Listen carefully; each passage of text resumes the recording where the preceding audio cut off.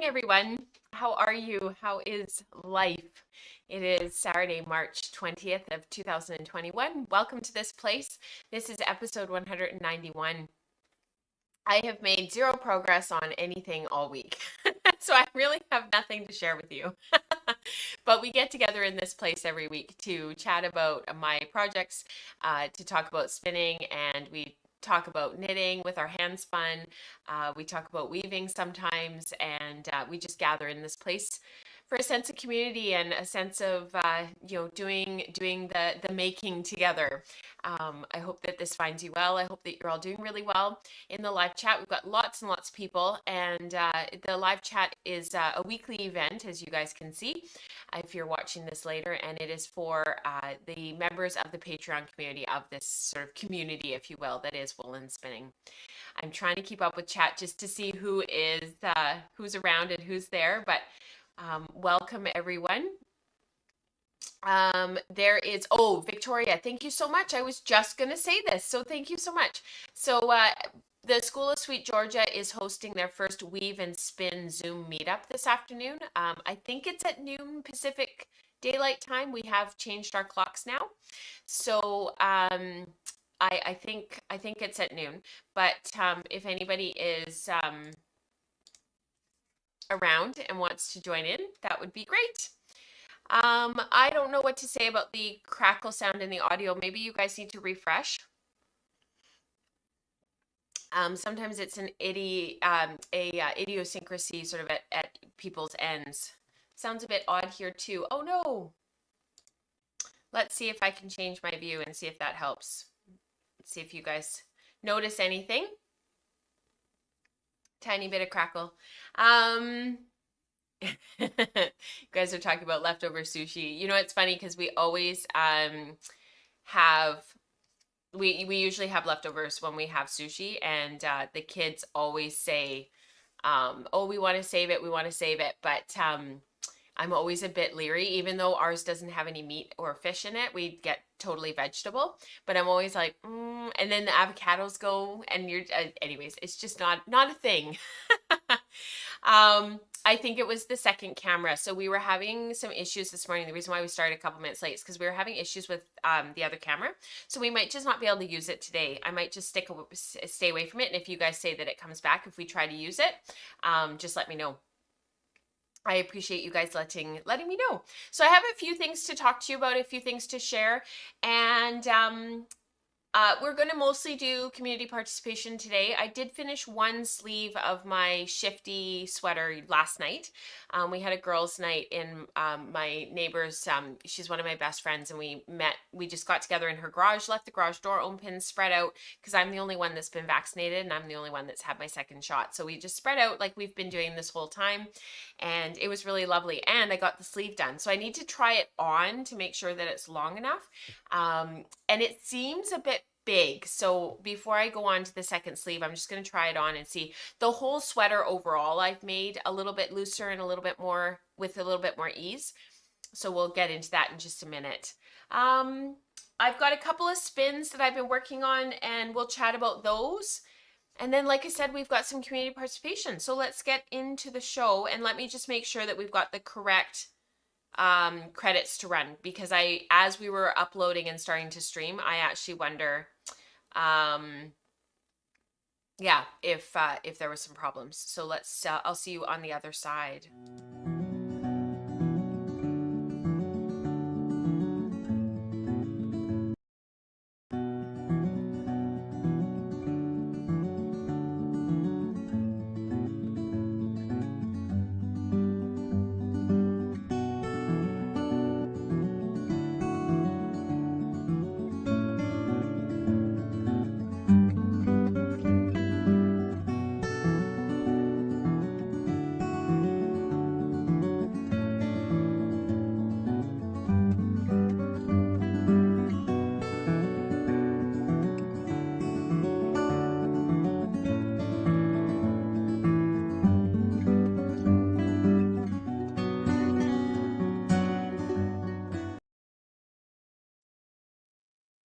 So we'll see how this goes with the sound and whether or not the crackle comes back. You guys can let me know. I have actually been working on my Romney spin. So this is on my E-Spinner 3, my Ashford E-Spinner 3. I have 2 bobbins of this Romney done. This is that massive bat.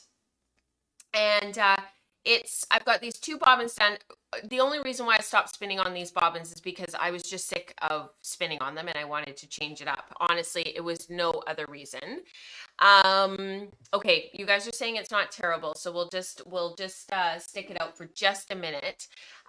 So I've got this bobbin going. I've got this little bit of fiber and I've got this to spin, and then honest to goodness, I'm down to like the last little bit. I've got just this little fluff left, which seems like a lot, but it's actually not.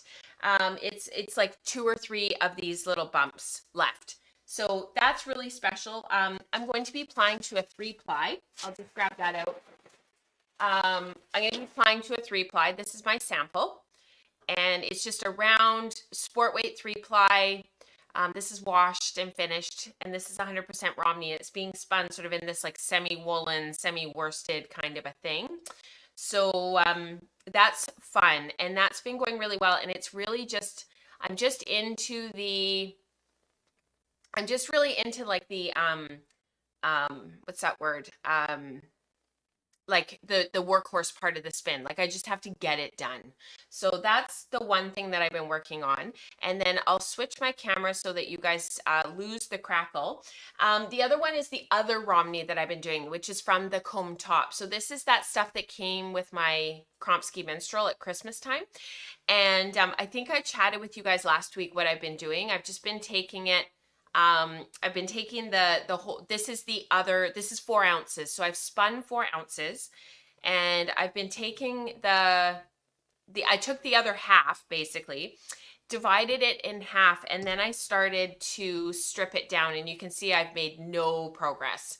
So here is sort of what I've been doing. And then I've been going through and just very, very, very gently pre-attenuating and adding a little bit of a twist to the fiber just to keep it organized.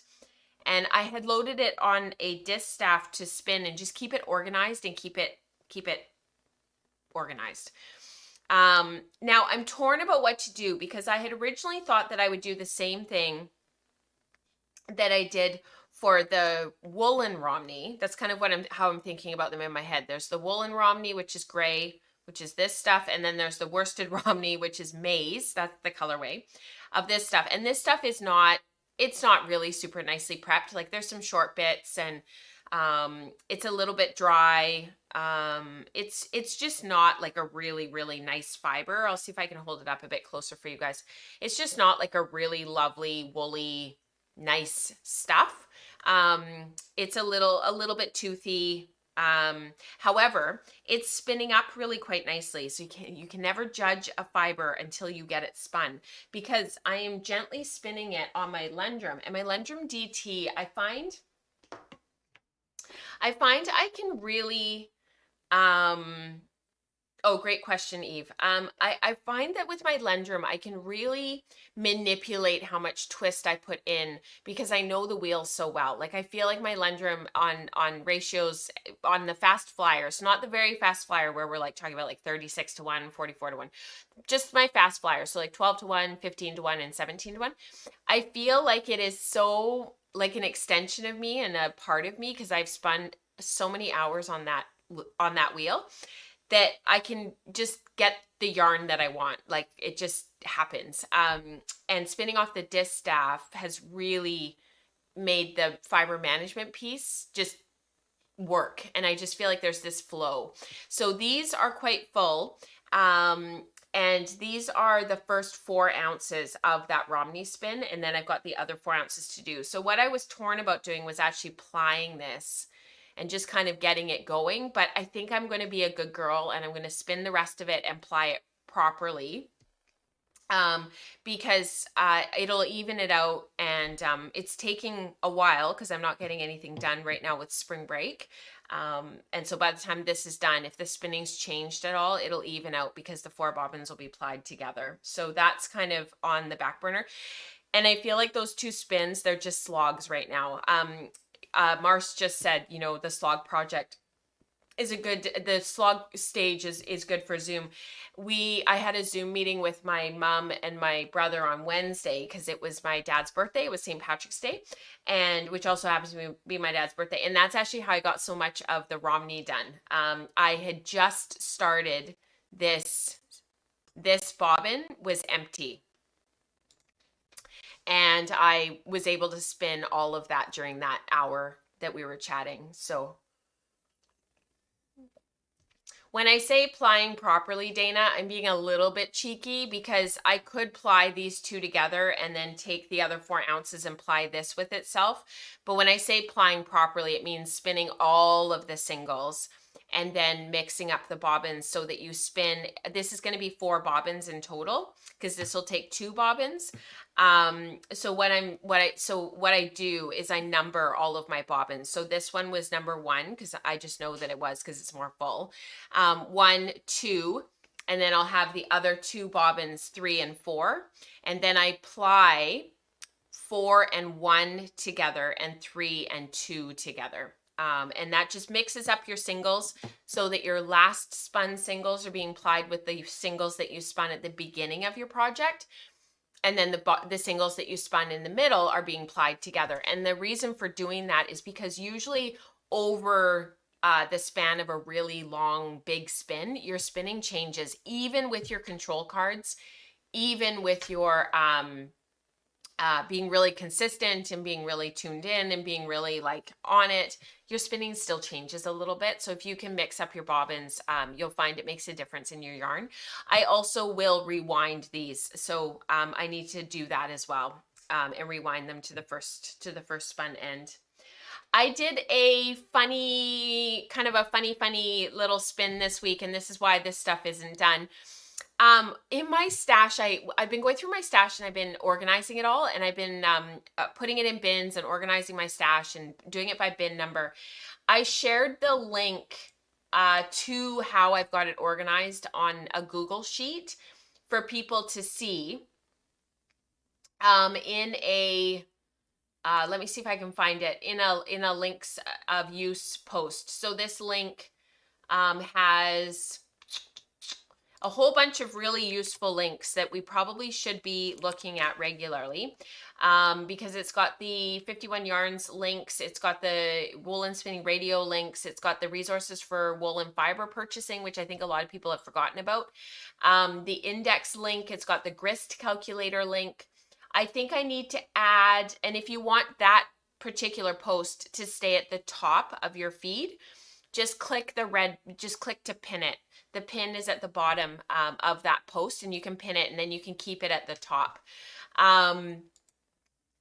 So I will include, I'll update it later, but I will include a link to how I'm organizing my stash.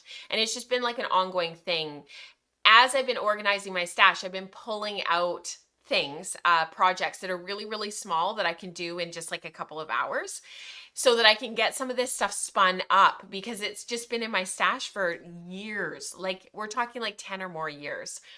I will come back to your question in just a minute, Maria. So I found this. So this stuff, and actually, unfortunately, I've left my card over there. So I don't remember exactly what the ratios of fiber was, but this was in my stash. It was a sample pin drafted roving from a local mill. And I had been given this because it had been in the other person's stash for a really super long time, and she knew that she wasn't going to spin it up. So this is a wool silk alpaca blend. And it's this gorgeous cream color. If you can see when I go back, if you see it next to the maize, no, you can't see the difference. It's this gorgeous, like kind of ivory color. It's 50, I think it's like 51% wool, and then 18% alpaca as a buff. That's what they called it. And then the rest is silk. So it's quite high silk content. I think it's about 30% silk, and then the rest is the 18% alpaca. Really gorgeous colors. It's natural, it's undyed. And I don't know how much this is. I suspect this is about 2 ounces, but I just sat down at my Lundrum because that's the wheel that was free, and I just spun it. I didn't divide it in half. I didn't do any pre-drafting. I didn't do any fiber manipulation. I did nothing. I literally just sat down and spun. And it was just really fun to just do a spin like that. So this is washed. I left it to soak overnight in some gentle soap, because with the high, with being 50% silk and alpaca, it doesn't need lanolin. It's quite soft. It's got a lovely drape to it. If I just hang it here, you can see that it just hangs beautifully. So when I pulled it off the wheel, it was twisted like that. And after washing, it just hangs really nicely. Lovely twist angle. See if I can bring that up close for you guys. Lovely twist angle. Very consistent. It's about 16 wraps per inch. And a little bit of a halo from the alpaca. I don't know what the wool was. It just said wool. And then it had the tuss of silk. And it's just kind of one of those little snack spins that just got one more thing out of my stash. And it felt good to just, get this out. I have a plan for this. I can't talk about it, but I have a plan for this. And I will be sharing this probably in the April content. What becomes of this little skein. Are you smoothing the cream? So the cream, yes. So great question, Eve. This is, as I'm spinning, I'm not smoothing firmly at all. So I'm spinning it in the same way that I spun my Kent Romney, which I talked about on a previous show. And this is it's a default spin kind of idea. Now, Maria was wondering why you rewind singles. It's because I want to ply in the same direction that I spun. So when we talk about the first spun end, we're talking about the single that we started off with. So that's the Instant Pot. I'm making oatmeal for later. We got up a bit late this morning and I didn't have time for breakfast. And I was like, perfect. I will make Instant Pot oatmeal for after podcasting day. So these singles at the end of the bobbin are the last spun, and they are going in a certain direction because you're spinning onto your bobbin. So when you ply from the first spun end, you rewind your singles onto like storage bobbins or spare bobbins or whatever you have. I like to use weaving bobbins. And then you're plying from the end that you started spinning at, and then you're smoothing in the same direction that you spun your singles.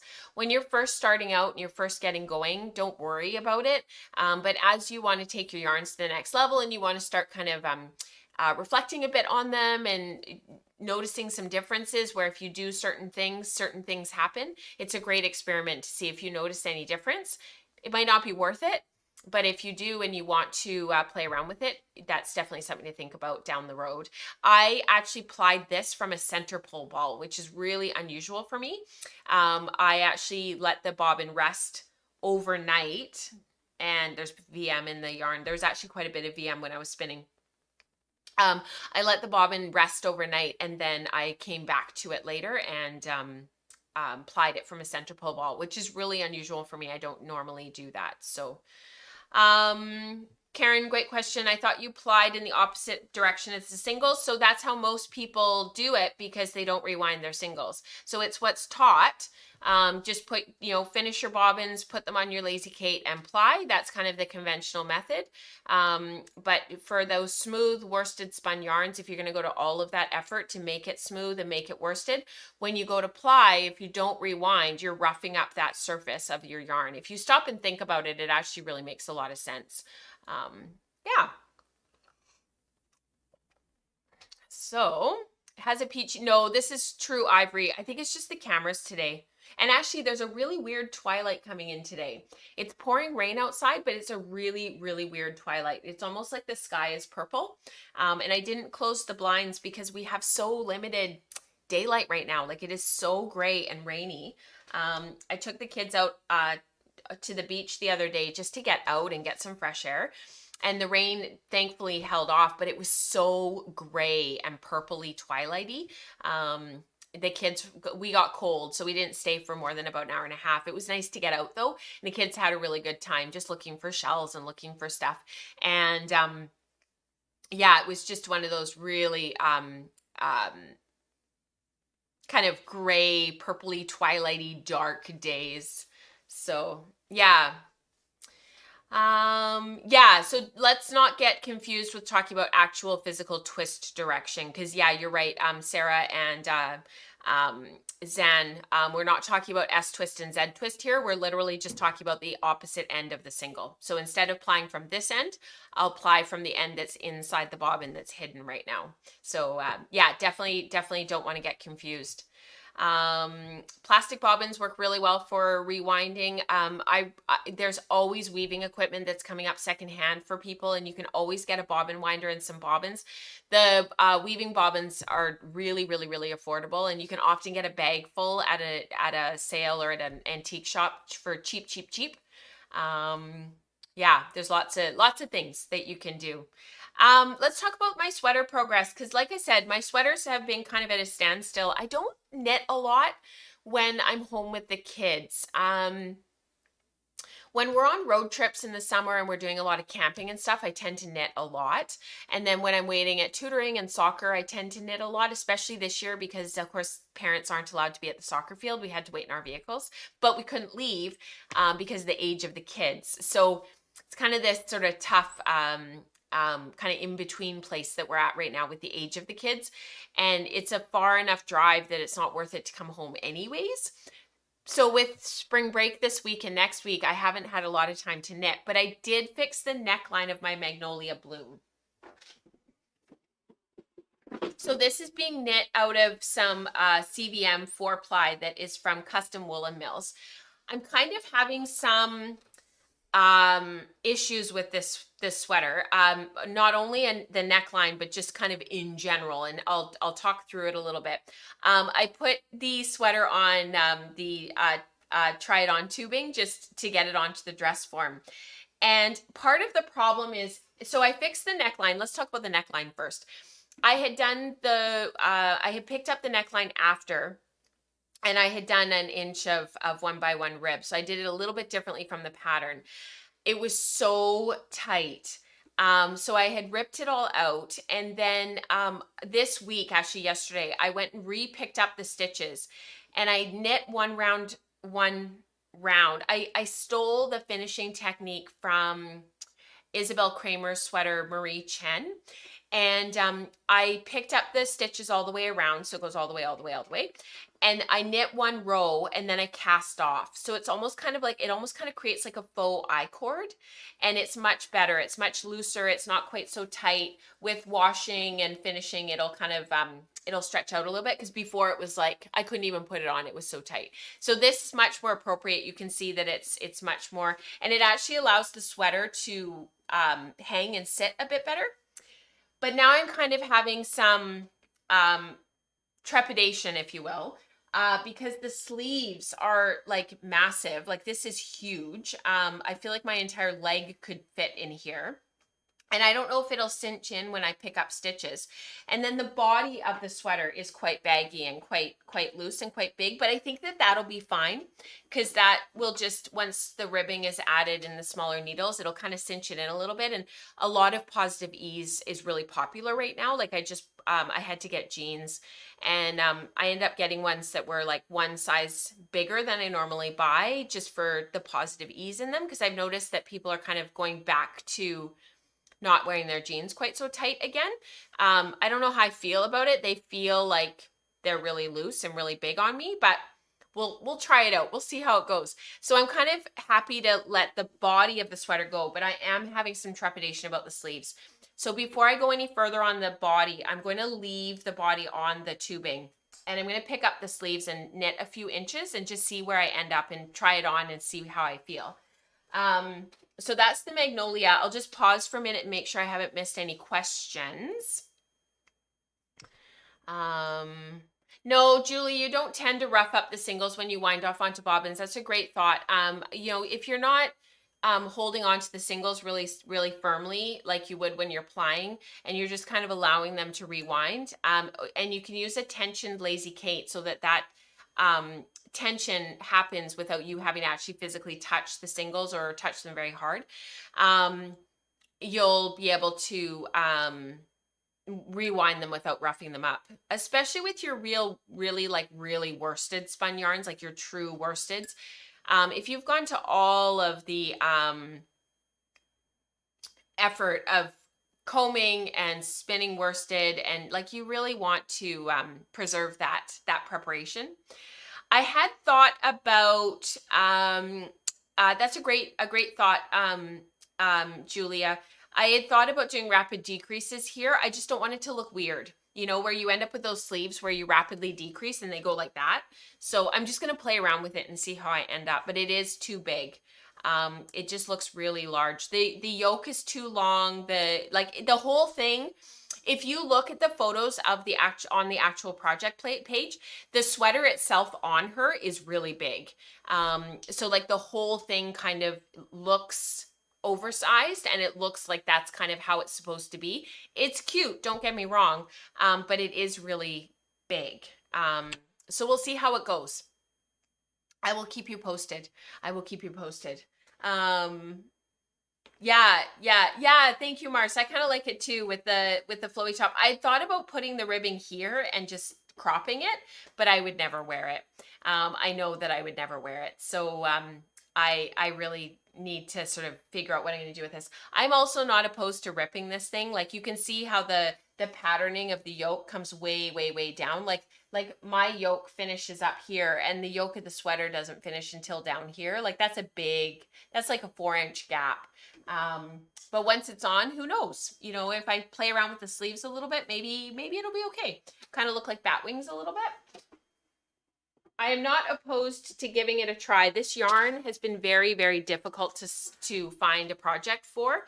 I bought it the day that we were in Whitehorse, and from the yarn shop up there, and it just has never everything I've tried to knit with it has just not worked out. So if this doesn't work out, I'll rip it and I'll store the yarn again, and maybe a project will come up again. It's just so coarse, or not coarse. The yarn is very stiff, and so it doesn't have a drape and it doesn't hang, and I think that's actually part of the problem. So this is my finished sleeve on my Shifty. This is a pattern by Andrea Mowry. I should have said Magnolia Bloom is by Camilla Vad, and this is my Shifty. So let me just move this over a little bit because I've got the badge right there. I added short rows to the back to bring the body down at the back. So the body comes down a bit lower at the back than it does at the front. And then I finished the sleeve last night. And actually, I think it really helps to tie in the blue with this sleeve now done. And it's funny because in the green, my background contrast color, I ended up with a bunch of the purpley pink wine color in the green because it's by the same dyer. It's my friend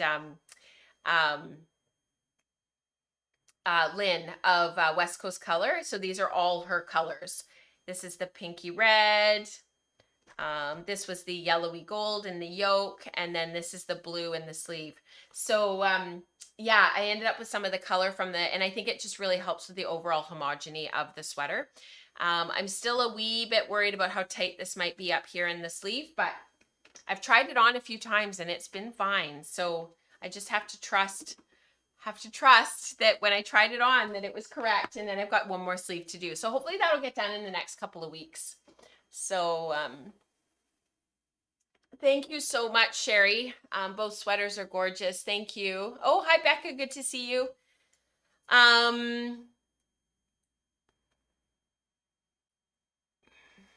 Thank you, Diane. The first sweater. What did you say? It looks like the shoulders dip in because of the lace. Yeah, exactly. I don't think it'll do it on my body either, Diane. That's kind of what I'm thinking. Yeah, I will report back. I always report back. So I will definitely do that. I will definitely do that and let you guys know how that all kind of worked out, because I am a little bit anxious about it. I just have like a little bit of trepidation about how these two sweaters are going to work out.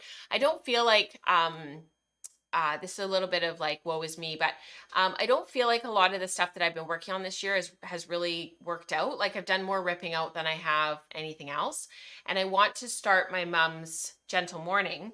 And somebody had asked, I think it was Eve, had asked what I'm going to do with this yarn now that I'm not going to do the Gentle Morning with it for my mom. And I have actually picked another pattern. I think it's called Fennel by Orlane Souche. I hope I say her name right. I have no idea if that's the right way to say it, but it's called Fennel. It's this great pattern. It's very, very similar to the Albini, and that's what this will be. So lots of drape, a little bit of fuzz. It'll just be perfect for that pattern. But what I was gonna say about my projects this year is like I actually ended up buying yarn. It's just Barocco vintage. My mom only wears black. And like even the other day she was over here and it was bright and it was sunny and it was a gorgeous day and she's all black head to toe. So that's what I ended up doing because I know that she will wear it. But I feel like everything that I've been trying this year since Christmas time, like nothing's working out. Like I just feel like everything is kind of a bit off. Do you know what I mean? Like, you know how sometimes you go through those seasons of craft where you're making is just not, there's no flow. I feel like I'm in one of those stages right now. Like I'm not super happy with either of the sweaters, but I don't really have anything else to work on. I want to work on some spinning that I want to do that's been on the back burner for a while, but I've got some other stuff I have to do first. Do you know what I mean? There's just not a whole heck of a lot of flow for me right now. And I'm used to being in a place of having more flow. So I don't know if that makes sense or if anybody else experiences that, but I'm definitely kind of in that place right now. Talking about lack of flow, this is another project that I have actually gotten going. This is on my Louette Spring. So this came home with me a few weeks ago now, and I've got a warp on it finally. This is on the Jack loom. So this white one I actually just started putting on last night, and I'll talk about that one in just a minute. But the Louette one, I wove, I made up 4 chains, warping chains, and I threw them onto the spring. And my original plan was just to do some color block, like just squared color block towels. But I ended up doing my threading like Huck lace just to do so that in each of them, I could do a panel, and the photo will come up in a minute, a panel of Huck in them. So there will be like the blocks of color and then the Huck. So that this is the first one. The first one was just a sampler and a play around. I was just playing with color, playing with stuff.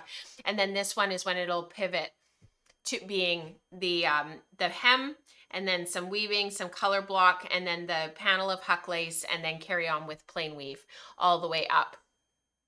And I've been really enjoying playing with the patterning and playing with the colors.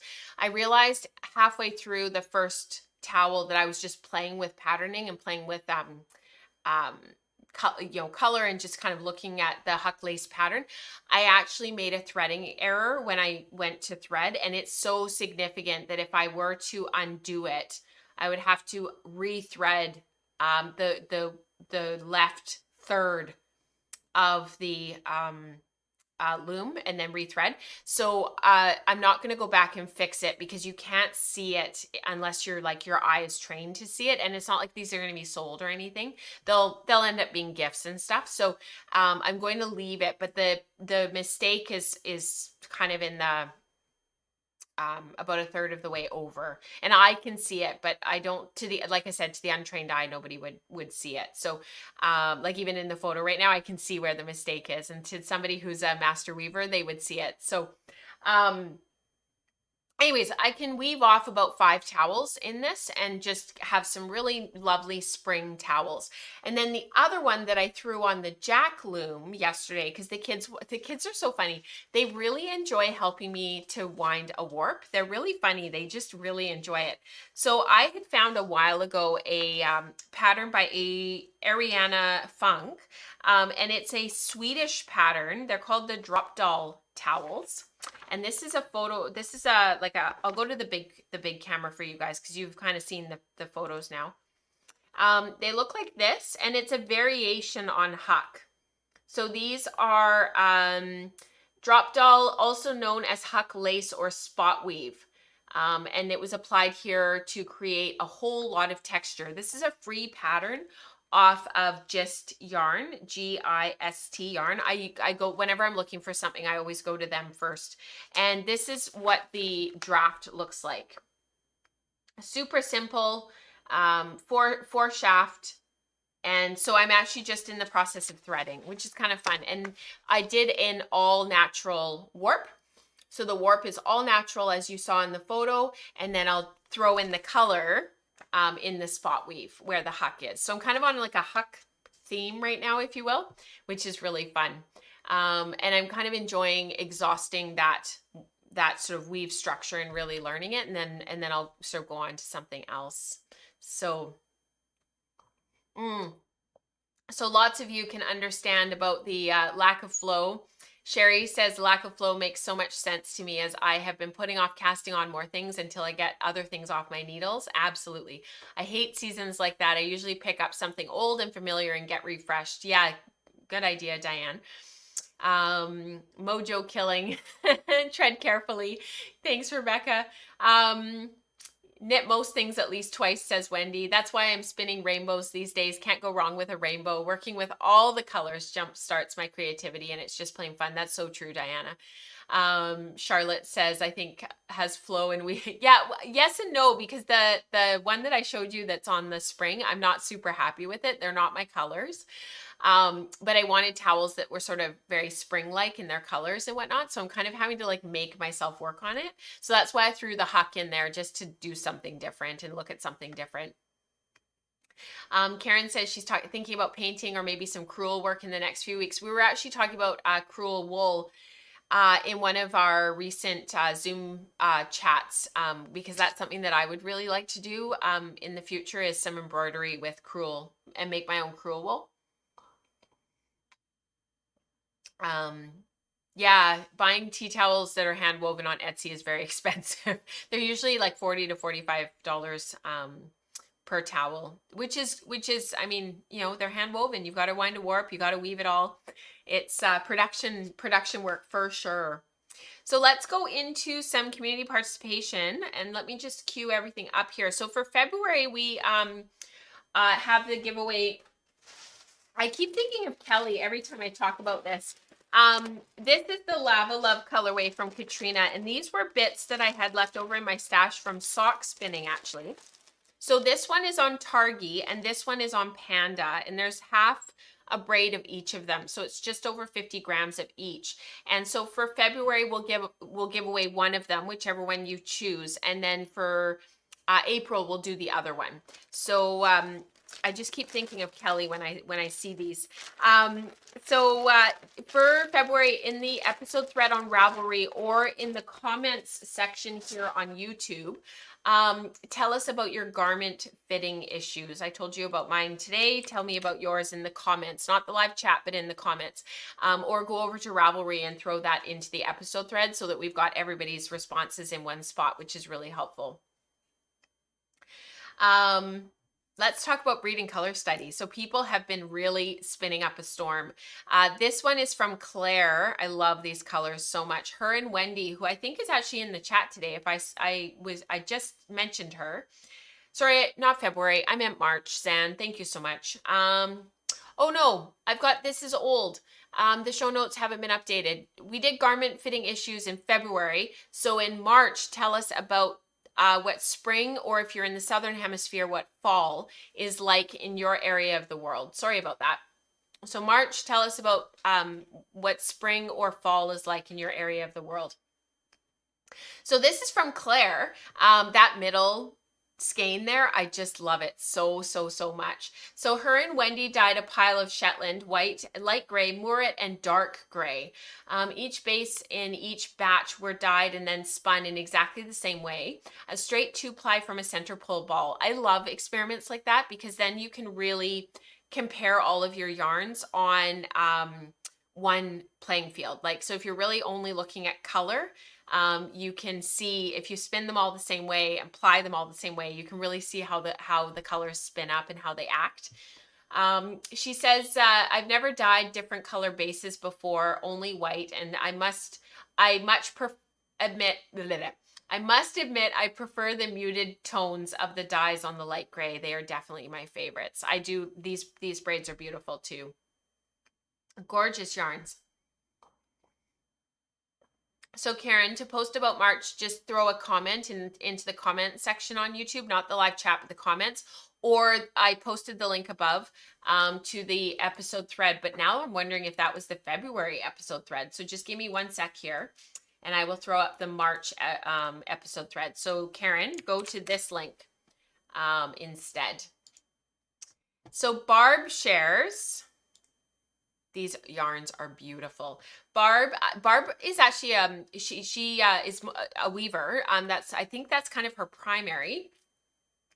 Thanks, Martha. Yeah, so now that's the March link. So I must not have updated that particular section of the show notes, which is really unusual for me. So I'm sorry about that, you guys. So Barb finished her braiding color study yarn, and she did a 3-ply after stripping the braids and spinning from the same end. She ended up with about 11, she said ends per inch, but I think she means, because she's a weaver, I think she means wraps per inch with about 20-degree twist angle. And then she also spun some Shropshire, the same way, and she plans to knit the cyan sweater using the Shetland as contrast, which I think is wonderful. And I would love to see how she's going to use the 3 braids going from the light, medium, and dark, because the top one is the Mouret. I'm interested to see what her plans are for the movement of the gradient through the yoke of that sweater. So a lot of people in the community are knitting cyan. It's on my list of projects to make. I just haven't even gotten there yet. I'm sure you guys can appreciate. So thank you to Barb and Claire for sharing. And then we've got Martha, who's in the chat actually. So thank you, Martha, for posting your photos. She hasn't finished the whole project yet, but she did do these 2 skeins of the Shetland for the braiding color study. She couldn't wait to share them any longer. They're both combo spun using all 3 half braids that she ordered. She did a bit of combo drafting in the red one too. There's 1 bump left, and she separated the color groups out into from each braid so that there's 1 skein of dark, and then the dark reds, and then there's the orange and naturals. And she has 1 left. Beautiful. I love this so much. I keep pointing the wrong way, but I love the black and the blues together, and then next to it the contrast of the reds, and separating out the colors and keeping them separate. I think that's brilliant. It almost kind of looks like they didn't even come from the same braid. Do you know what I mean? Like it looks like they were 2 different sets of fiber and they were spun differently. So, oh, that's great, Martha. I'm excited to see your last one. So her final skein she just finished. So we'll hopefully be talking about that next week. And then Tamar, she has finished up the Shetland that I had gifted her. So she spun this long draw from Pin Drafted Roving. Her long draw skills are lacking, so this was a great opportunity to practice. With long draw, she always tends to over twist her singles just past the just twist locked stage, and ends up with a yarn that resembles a yarn spun from a worsted prep. But she set out to make lace with a softer ply twist, and she ended up with 420 yards out of 3 ounces, and she feels like she has really improved. This is a beautiful skein, Tamar, just beautiful. She just has to let go with this spin and not worry about the wraps print or the consistency too much, and focus more on taking her singles to just the right twist point where they didn't fall apart and had enough twist to keep together. The end resulted in what she wanted, with a soft, airy, and a little reminder of improvement. Beautiful, Tamar. Absolutely gorgeous. I don't think Tamar's here today in the... Oh yeah, there she is. She is in the live chat. Just beautiful, beautiful spinning there, Tamar. And it's good to see you. So braiding color study group, or sorry, we just did braiding color study. Now we're on to 51 yarns. 51 yarns group B is almost halfway through. Where did your photo go, Holly? Is almost halfway through. There it is. I think this one's not working. Hang on, let me just throw your photo up here, Holly. There we go. Is halfway through their 2nd year. So they're almost done, which is just amazing. So this was a yarn that Holly did for her tweed study. They're in yarn structure right now and looking at color management and tweed yarns and self-striping and gradients and fractals. And this is all based on JC Boggs Faulkner's book, 51 Yarns to Spin Before You Cast Off.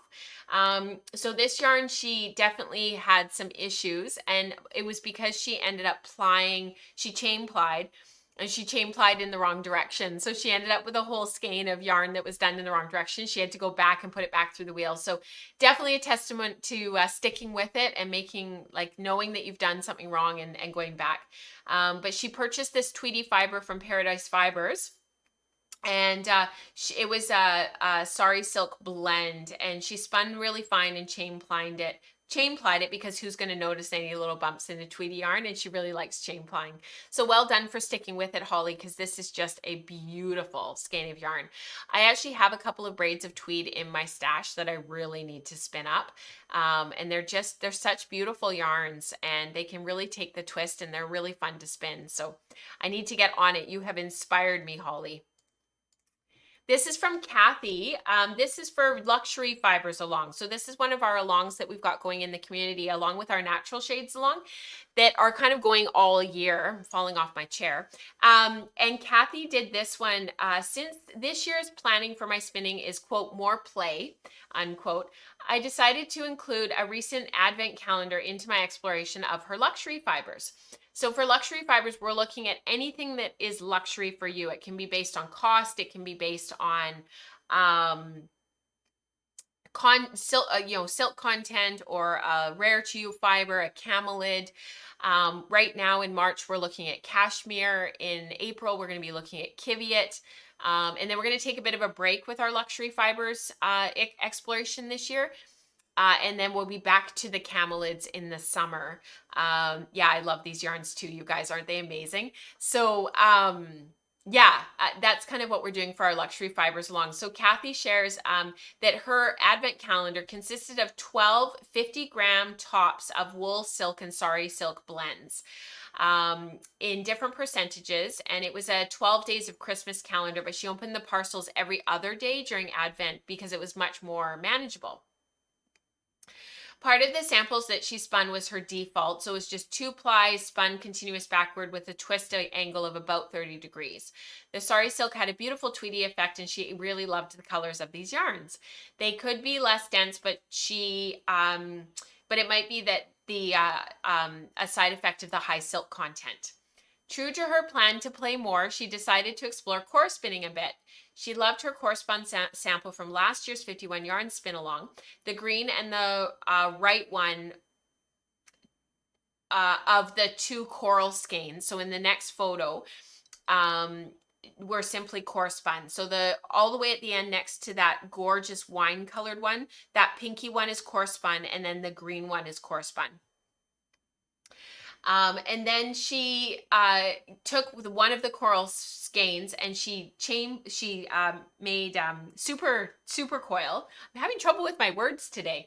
And then because she loves spiral plying so much, she spun the blue fiber as a spiral ply, with one of the singles being spun fine and the other one spun thicker. And she was playing around with twist angle while she was plying. And it was pure play and so much fun. She loves all these samples, and she had so much fun playing around with the different spinning and plying methods. She is planning to knit something out of the tweed yarns and use the art yarns in some various weaving projects.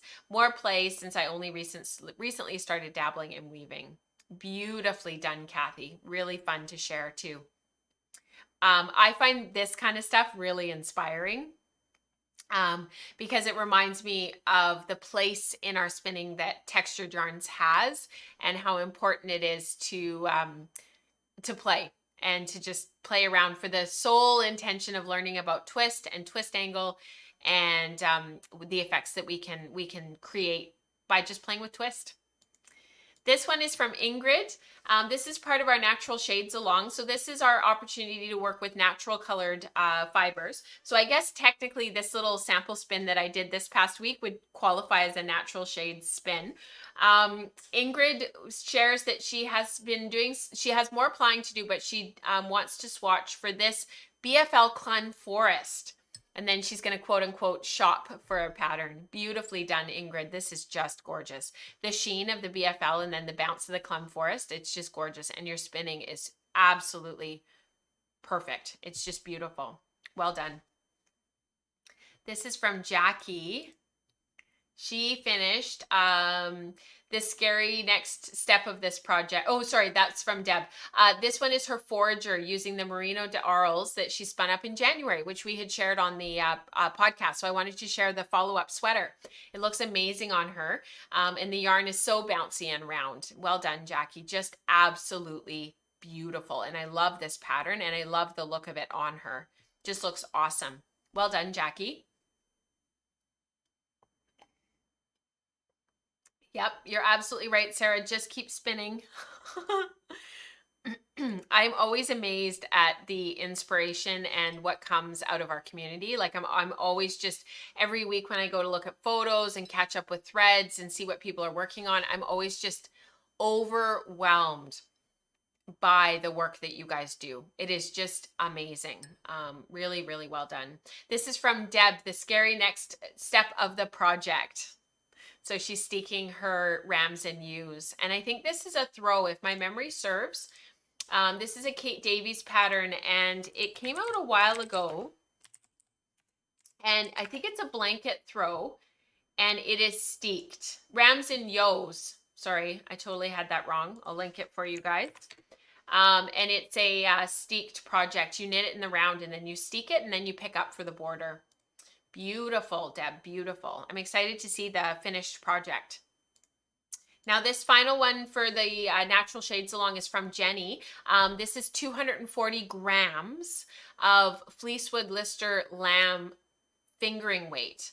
And she got next to the skin softness. She was sharing in the Slack channel that she spun this at really low twist, really gently, so that it would be next to the skin soft and so that she would get lots of drape and sheen. And she definitely nailed this one.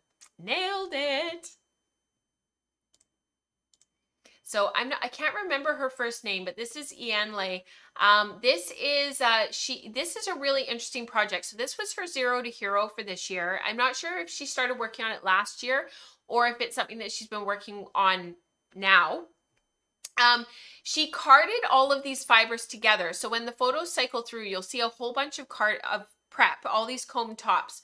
She took all of these and she carded them all together, each color layered over each other, and with only one pass through the drum carder. And she was able to get almost 1,200 yards of 3-ply light fingering. She says the image is more blue looks more blue than it is in real life. And then she finished the Tidewater tee. To use a Britishism, I'm feeling quite chuffed about it. Well done. And it was also interesting to see how the distinct brown, white, gray, deep purple colors blended in so completely into the purple, adding only subtle variations in color. Nailed it. Again, all of you guys, you just nailed it. Look at that yarn. Isn't that beautiful? She says it looks more blue in real life, but still, I mean, that is just a gorgeous, gorgeous heathered yarn. Beautiful. We did already have daylight time over here, Dagmar. Yeah, we did. It was last Sunday, so a week ago tomorrow. We are now officially in daylight time. And this last one, last but certainly not least, and certainly not the last one, this is from Dana. She finished knitting Stephen West's Painting Bricks shawl. I've actually never been interested in knitting this. I've looked at it, I've come across it, but I've never been interested in it until I saw Dana's project, and I'm like, oh, I want one. So this is, she finished it over the course of last weekend, and this is her handspun Nest Fiber Studio. She's so happy with the shawl, and it looks like stained glass to me. It absolutely does, Dana. It is absolutely beautiful. So maybe we need to have a Painting Bricks along to use up a skein of yarn in our stash that has been languishing, that would just shine if knit into something like this. And actually, I was kind of wondering, I'm not sure if Dana is still here, because she was here. I think she was here. I'm scrolling back to see. I thought I saw Dana. I was wondering how much yarn this took, what the yardage was, because actually I was going to look it up on Ravelry to see if you had put it in your project page, and then I didn't actually get a chance, because the actual shawl itself is absolutely massive. It is so big. So here is Dana's here. She used 1,100 meters of yarn, and her Festival of Lights was the colorway from Nest Fiber Studio. She used 500 meters or 545 yards. I'm rounding up, Dana. So, and then she used Plucky Knitter Primo fingering, and she used almost 2 skeins of that for a total of 680 meters or 750 yards. So it takes a lot of yarn. I'll throw Dana's project page from Ravelry into the live chat so that you guys can see it. and favored it. But it is a huge, huge, huge project and a huge shawl. It's knit on 3.75 millimeter needles. And it looks like Dana did hers on the same 3.75 millimeter needles, or US size 5. So beautiful project for Winter Mission 21. Gorgeous. Well done. Thank you, Dana, for sharing. Thank you so much, everybody, for being here today. Everyone's stuff is so inspiring. Greta, I totally agree with you. I hope that you guys have a wonderful week ahead of you. We've got more spring break, so again, more not getting anything done. It's okay. It's so nice to have the kids home, and like I really miss them when they're at school. So I really take this time to enjoy it with them. And I really try to, just relish in it and know that, eventually it's just, they're not going to be around as much. They're going to have their own lives and be doing their own stuff. And this stage isn't going to last forever. So next weekend, let me just have a look at the calendar. We've got virtual spin group on Tuesday. And we've got, which is our ongoing meeting for that group. And then next Saturday, we've got the live stream, same time, 8:30 Pacific Daylight Time. And then we've got queries and explorations for those who participate in that afterwards. So we've got a few things going on this week to look forward to. And then the week after, once we get into April, we've got a Maker Morning coming up, and we're back to the Wool Circle stream on Friday mornings and kind of back to like our regular scheduled stuff. So I'm looking forward to our routine again in early April, late March.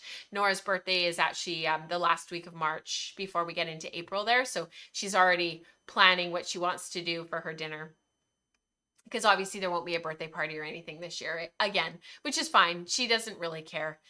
She just wants an opportunity to celebrate. So it's really special. I hope that this finds you all really well. Thank you so much for being here. Thank you to returning viewers for being here. And if you don't mind taking a moment to hit subscribe, I really appreciate it. And to those who are just checking out the show for the first time, I hope you enjoyed it. And to those who are part of the Patreon community, thank you so much for being here week in, week out. You guys keep the lights on and the show going. And I just really appreciate your time spent here in this place with me and with all of us. I consider, all of you guys sort of friends now. Like, we're all getting to know each other, which is really fun, and doing life together. Until next time, happy spinning, happy knitting, happy weaving, happy crocheting, happy sewing. What are all the things that we do? Embroidery. There's no end to the things that we do. Have a wonderful week. I'll talk to you guys next time. Bye, everyone.